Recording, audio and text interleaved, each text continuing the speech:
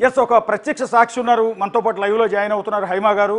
ఆవిడ ఈ బస్సు ప్రమాద ఘటన జరుగుతున్నప్పుడు బస్సు అటువైపు నుంచి వస్తున్నట్టున్నారు. ఒక్కసారి హైమా గారు. హైమా గారు సార్ నమస్తే సార్. ఎస్ మీరు ఆ బస్సులో ఉన్నారండి లేదా ప్రమాదం జరుగుతున్నప్పుడు వేరే బస్సులో వస్తున్నారా? లేదు, నేను కారులో ఉన్నాను సార్. పుట్టపర్తి నుంచి హైదరాబాద్ వస్తున్నాను సార్. ఓకే ఓకే అసలు ఏం జరిగిందండి మీరు వస్తున్నప్పుడు? మీరు అక్కడ ఆగారా ఇన్సిడెంట్ జరిగినప్పుడు? అసలు ఏం జరిగిందంటే హెవీ ట్రాఫిక్ ఆగిపోయింది సార్. మా ఓకే ఎదురుగుండా బస్సు కూడా ఉంది సార్. మా ఎదురుగుండా ఇంకా రెండు బస్సులు ఉన్నాయి. ఓకే ఉండేసరికి ఏమైందిరా ఇంత ట్రాఫిక్ ఆగిందని మా డ్రైవర్ బాబుని అడిగిన. ఓకే అంటేనే అమ్మ నాకు తెలిసి అక్కడ అక్కడ బస్సు కాలుతుంది అన్నాడు.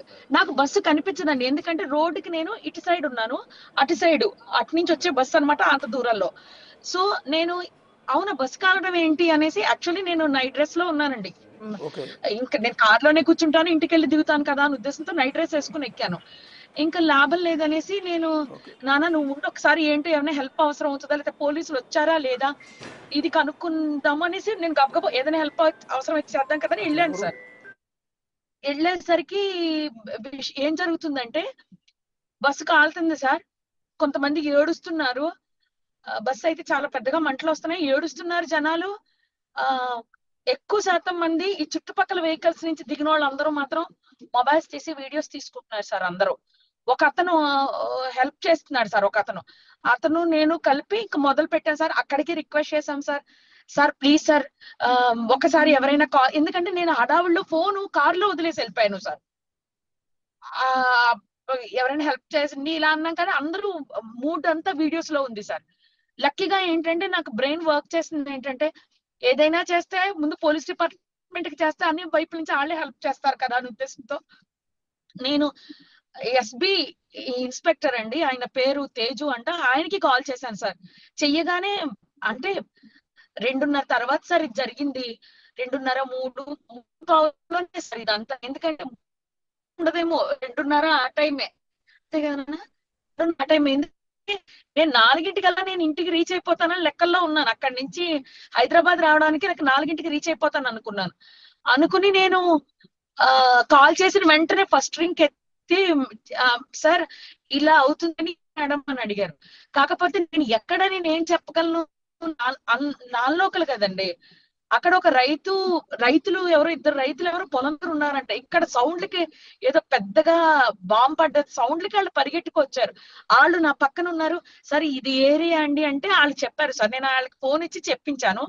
వెంటనే ఈయన ఫోన్ నేను పంపిస్తున్నాను మేడం, నేను వస్తున్నాను పెట్టేశారు. నేను లక్కీ ఏంటంటే నా దగ్గర ఎస్పీ గారి నెంబర్ కూడా ఉందండి.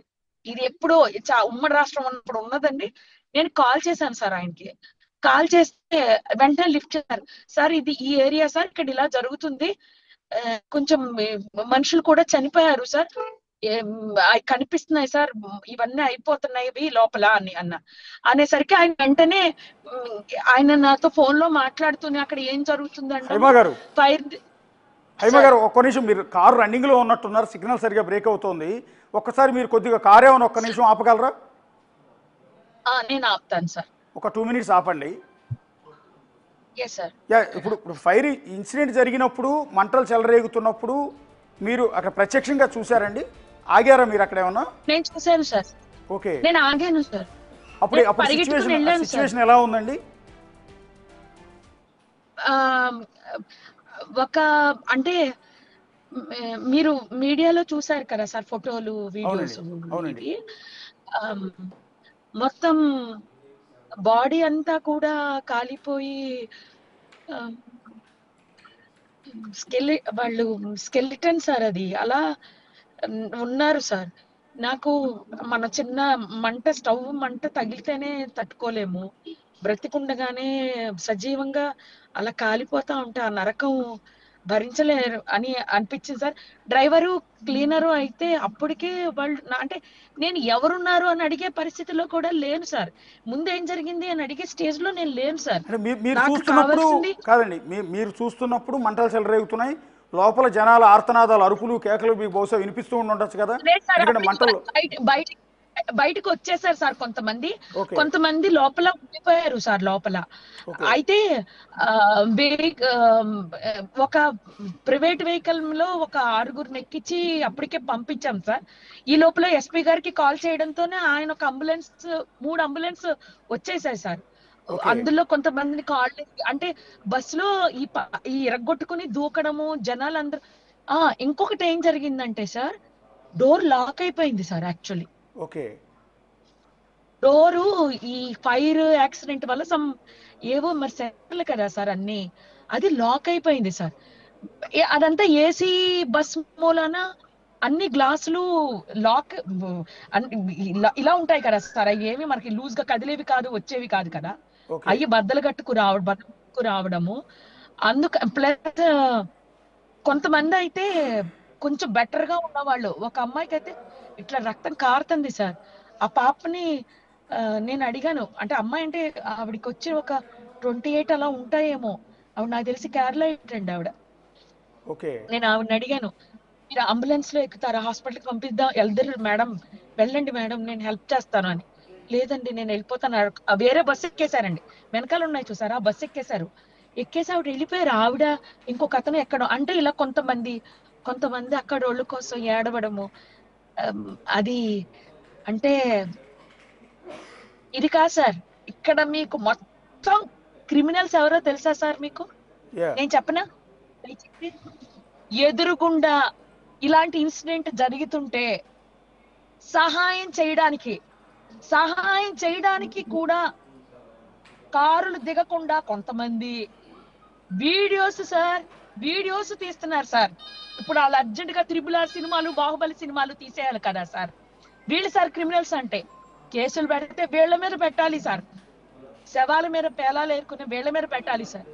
నిజంగా వీళ్ళ మీద పెట్టాలి సార్. ఒక ఆయన అయితే నేను అడుక్కున్నాను సార్, ఫోన్ అక్కడ ఉండిపోయింది, ప్లీజ్ సార్ ఒక్కసారి ఫోన్ ఇవ్వండి సార్ అని, ఒకసారి కాల్ చేయండి అని.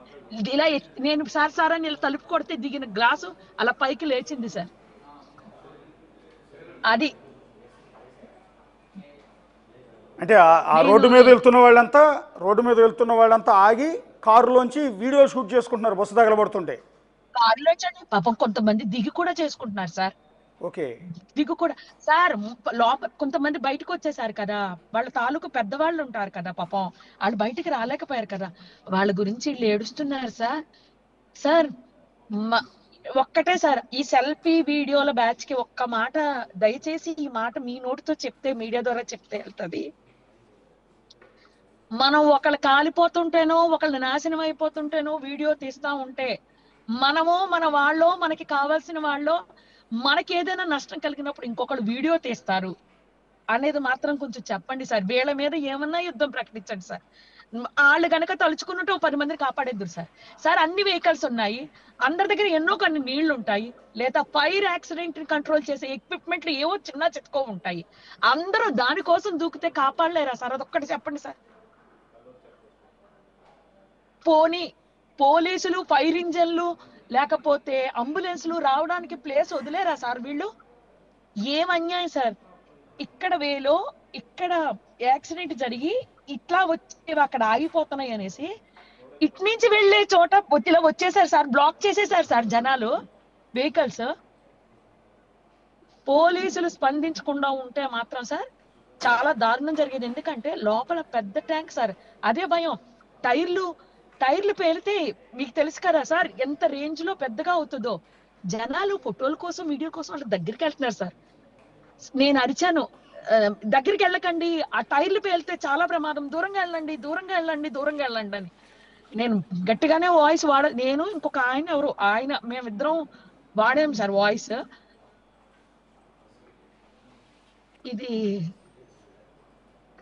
నేను ఎప్పటికీ ఇది కోరుకుంటున్నాను. అది ప్రత్యక్ష సాక్షి హైమారెడ్డి గారు అటువైపు నుంచి వెళ్తూ, అటు పుట్టపర్తి నుంచి వస్తూ ఆ ఘటనని ప్రత్యక్షంగా చూశారు. సో కాపాడేందుకు ప్రయత్నాలు చేశారు. దౌర్భాగ్యం ఏంటంటే అదే రోడ్డు మీద నుంచి వెళ్తున్న మిగిలిన వాహనదారులంతా కూడా ఆగి మొత్తం వీడియోలు తీసుకుంటూ ఉన్నారు. పాపం వాళ్ళని కాపాడే ప్రయత్నం. సరే మంటలు చెలరేగుతున్నాయి, వీళ్ళు వెళ్ళి మంటల్లో దూకి కాపాడమని కాదు, కనీసం ఆ కిందికి తప్పించుకుని వచ్చిన వాళ్ళని పక్కకి తీసుకెళ్ళటమో, హాస్పిటల్కి తరలించడమో, వేరే హెల్ప్ ఏమైనా చేయటమో, ఇదేమీ కాదు, చక్కగా వీడియోలు తీసుకుంటూ